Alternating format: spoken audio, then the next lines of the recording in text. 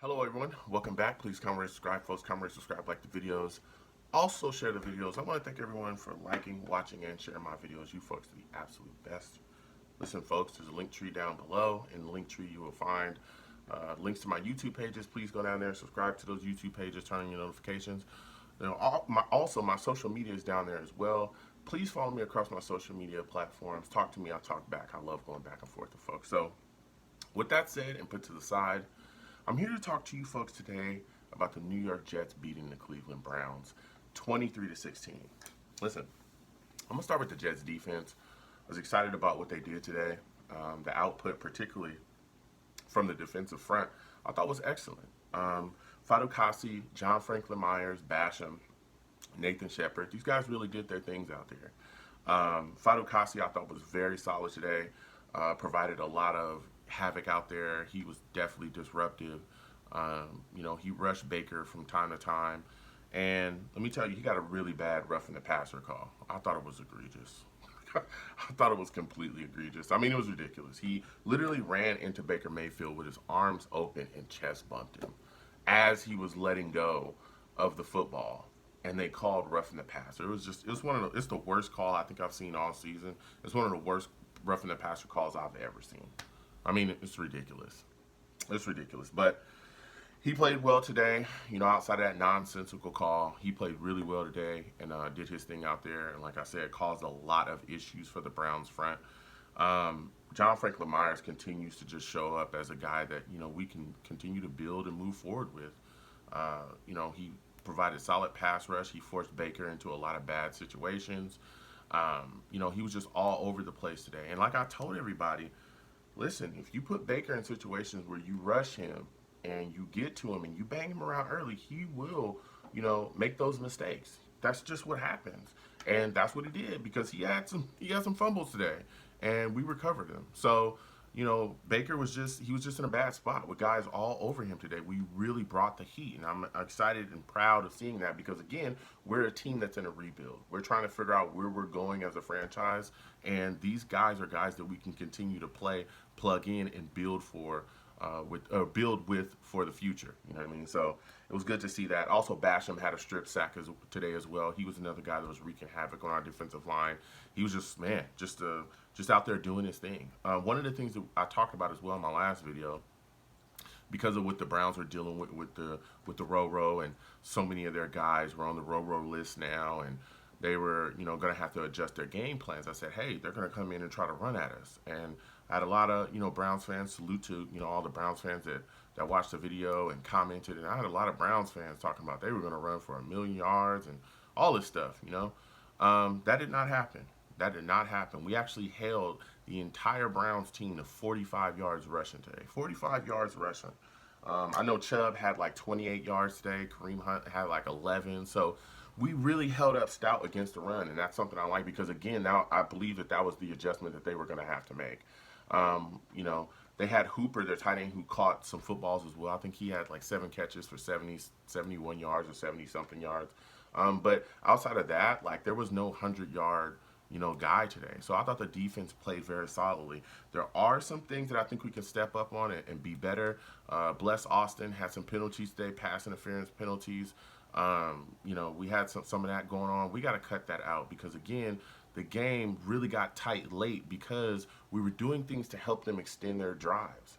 We talked about that all year, about we're not a good enough team to be gifting other teams yardage, to be gifting them first downs, to be gifting, things to help them extend what they're trying to do. We cannot continue to do that. And today, I didn't necessarily outside of that nonsense roughing the passer call, I did not like some of the pass interference penalties and other penalties that we had. I did not like that. But hey, we got the win. I thought Hall looked very good today as well in our secondary. And Marcus May made some plays too, as usual. Here's a guy that, again, another guy that we need to make sure that we re-sign and bring back. So I was pretty happy with the defense, especially with the last drive where they stood and really clinched the win for us after, after Ficken kicks the ball out of bounds and basically gives, the Browns very solid field position. So, the defense really, really put on today. Now the offense, listen, Sam Darnold, I think, looked solid today. He went out there, he was whipping around. He made some throws that were extremely impressive. There was one throw he made in between two Browns linebackers where he literally threaded the needle. I thought that that was an amazing throw. He was 16 of 32. He had 175 yards today, and he had 2 TDs. He should have had 3 because there was a ball that he threw out to Brashad Perriman that I thought Brashad Perriman should have caught that football. And if he catches that football, that's a bomb for another TD. So, you know, we can continue to talk about Brashad Perriman, but, you know, that's a guy that's been, you know, pretty up and down this season. A lot of people didn't like his effort on that play whatsoever. But, you know, we'll continue to address those things at wide receiver as the offseason comes. We all know that we have the capital, we have the cash. But, man, I really wish that Brashad would have laid out for that football and caught it, because that was just a walk-in TD pretty much if he would have actually got his hands on that football and gave more effort. Crowder was solid today. He actually threw a touchdown to Braxton Berrios. So that was a really nice trick play that was caught up, and he was able to do his thing. Herndon caught a TD as well. Herndon, you know, had some really solid plays. Herndon's had some solid plays here and there this season. I don't know what that means for him next season, but, you know, he did his thing today, so I appreciate his contribution. And Frank Gore continues to be the guy that, you know, we continue to feed. We're not really interested in feeding our young running backs and making sure that we know what they can bring and provide, you know, for this football team. So we don't, you know, but it is what it is. I'm not going to bash it. It is what it is, but Frank Gore did lead all of our running backs today in carries. So I really, really liked the output today. The special teams, again, Ficken was, I don't even want to talk about Ficken. We definitely need another kicker next year. We need to make sure that we go hard and, you know, of course, we got wide receiver issues. We have corner issues. We need passers and so on and so forth.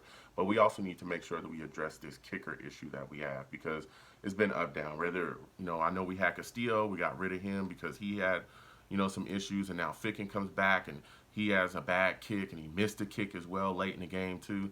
We've got to get these issues shored up, because special teams matter in this league. There's been so many teams that have been great teams that they needed that field goal in clutch, and they couldn't get it because they had a kicker that was not, you know, what he should have been. So we got to fix that. But, you know, Ficken was out there just doing stupid stuff, kicking the ball out of bounds, giving the Browns great field position. He missed the field goal late. It was like, it is, you know. But again, the defense held and was able to clinch and seal the win. Also, with our win today, that gives the Jags, they clinched the first pick in the first round. I know people are going to be extremely upset about that, so I definitely want to hear from y'all about that. So, listen, please comment, rate, subscribe down below. Let me know how you folks feel about this. Jets fans, how are you feeling about this win? What are your thoughts today about the defense? Basham, Myers, you know, Fatukasi as well, Nathan Shepard. How do you feel about the pressure that you saw from those guys? Do you think that those are guys that we can move forward with and build with? How are you feeling about our secondary too? What are your thoughts today about Bryce Hall? How do you feel about Marcus May? What are your thoughts about our issues with penalties? That's really killing me. I really don't like that. I don't like how we're being penalized in these football games. I really don't. Too many flags for us, particularly these pass interferences, and getting a bit ridiculous. What are your thoughts about the offense? Crowder, Perryman. What are your thoughts about Sam today? And how do you feel about our special teams? Because I'm tired of Ficken. I'm about tired of him, dude. Tired of him.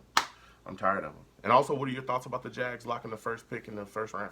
I know people are going to be upset and angry about that, so let me know. Please comment down below. I'll go back and forth with you folks. You folks have a good one. Peace.